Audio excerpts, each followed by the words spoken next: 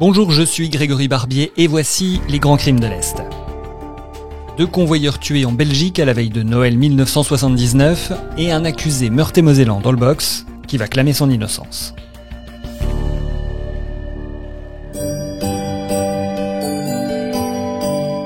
C'était la veille de Noël 1979. Le supermarché Distrimas de Messancy à la sortie d'Arlon en Belgique est envahi par la foule à la recherche des derniers cadeaux.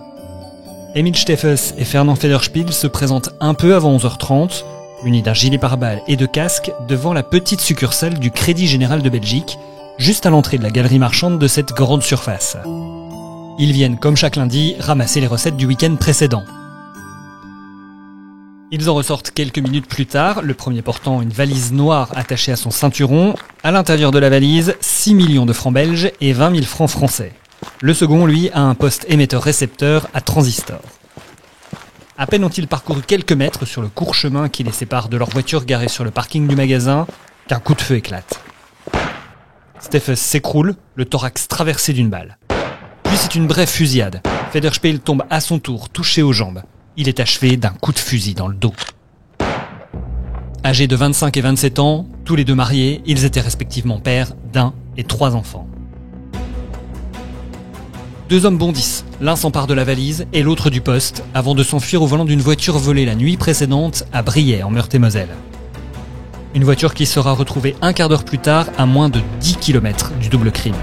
Quant au poste à transistor, on le découvrira plus près encore, à moins d'1 kilomètre du supermarché, dans les toilettes d'un bar. L'enquête menée conjointement par les polices belges, françaises et luxembourgeoises aboutit rapidement à l'identification d'un trio de suspects. On a Salvatore, dangereux gangster italien déjà auteur d'une dizaine de hold-up en Belgique et dans le Grand-Duché, sa femme, Viviane, vendeuse en confection d'Esch-sur-Alzette qu'il a épousée en 1978. Tous deux étaient alors détenus à la prison du Grund au Luxembourg. Ces deux-là étaient accompagnés d'un troisième homme, Jean-Pierre, originaire de Hayange où il est né le 5 juin 1949. Petit truand déjà maintes fois condamné lui aussi, mais seulement pour des affaires de vol à la roulotte et de cambriolage. Ces 3-là avaient déjà été repérés dans les journées précédant le double meurtre. Ils étaient en train de procéder à une reconnaissance des petites routes de la région, et une serveuse de la cafétéria de la galerie marchande du supermarché les a en plus formellement identifiés en train de surveiller les allées et venues de l'entrée principale 3 lundis de suite. En outre, plusieurs habitants les ont vus passer sur la route menant à la frontière luxembourgeoise. Certains ont même aidé à remettre sur la voie leur voiture qui venait de faire une embardée. Des portraits robots sont diffusés, la traque peut commencer. Le dénommé Jean-Pierre est arrêté rapidement le 30 décembre à Metz. Ces 2 complices qui avaient fui vers l'Allemagne ne le seront que le 4 novembre 1980, soit presque 1 an plus tard, en Italie, où ils avaient fait l'objet d'une autre enquête. Le procès de Jean-Pierre devant la cour d'assises de Moselle en juin 1984 est d'abord l'occasion de rappeler la jeunesse de cet homme. Grand, mince, les cheveux roux soigneusement coiffés, le regard froid, mais coloré. Son enfance se déroule dans un milieu modeste. Le père est ouvrier, la mère est femme de ménage, d'abord à Famec, puis à Sérémange. Sa scolarité est normale. À 18 ans toutefois, il abandonne ses études de chimie au collège technique de Nilvange et son père l'émancipe, souligne l'Est républicain. C'est là que j'ai commencé à faire des bêtises, reconnaît-il devant la cour. Il travaille quelques mois par-ci par-là, entre 2 larcins. Celui qui est alors surnommé Jeannot le Terrible est inquiété pour la première fois en 1973. Il venait de commettre un vol de cuivre dans une mine. L'année suivante, il est impliqué dans une affaire de recel à Sérémange. Jean-Pierre a en fait choisi de faire les 400 coups. Il se distingue encore dans des vols à la roulotte à Cattenom et il conduit sans permis. Ce n'est cependant qu'en juin 1975 qu'il subit sa peine la plus lourde. Il est alors condamné à 3 ans de prison ferme pour avoir participé avec 3 complices au vol d'un coffre-fort à Florange. Butin, 40 000 €. Le 15 juin 1978, il épouse Françoise. Élégante jeune femme à la silhouette de liane et au regard de braise, nous décrit le journal de l'époque. Il a connu cette jeune femme divorcée, déjà mère de 2 enfants l'année précédente, chez des amis en tirant les rois. À sa libération, le couple s'installe à Metz. Jean-Pierre, après avoir travaillé quelque temps comme maçon, envisage d'ouvrir un garage avec des amis, mais il n'aura pas le temps d'exécuter son projet.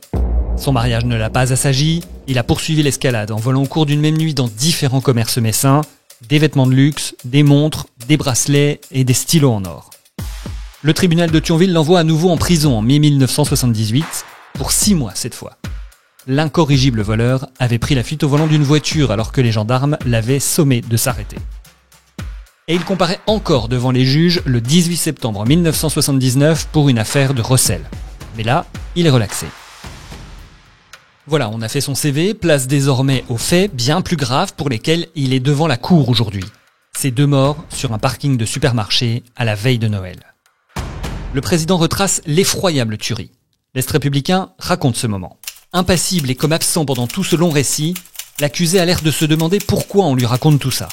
Et quand M. Greff, en ayant terminé, lui pose cette simple question « Qu'avez-vous à dire ?», il répond comme si cela allait de soi « Rien du tout, je suis totalement étranger à cette affaire ».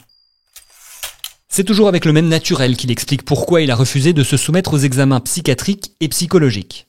Étant innocent, je n'ai pas à me soumettre à des expertises destinées à établir mon degré de responsabilité.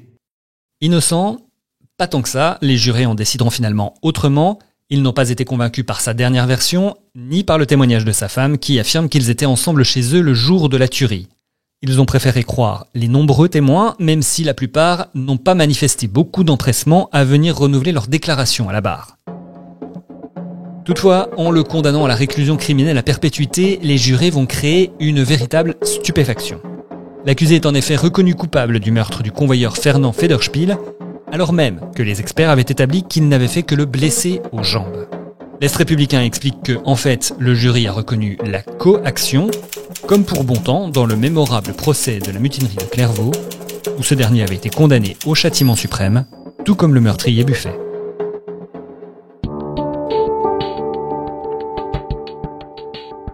C'était les grandes histoires de l'Est. La prochaine fois, triple meurtre, évasion et hold-up. On croirait un titre d'enquête d'action, mais non, c'est l'histoire de Dominique Gutknecht dans les années 80 en Franche-Comté que je vous raconterai. Les grands crimes de l'Est, c'est sur toutes les plateformes de podcast et gratuitement, évidemment, toutes les 2 semaines. À dans 15 jours.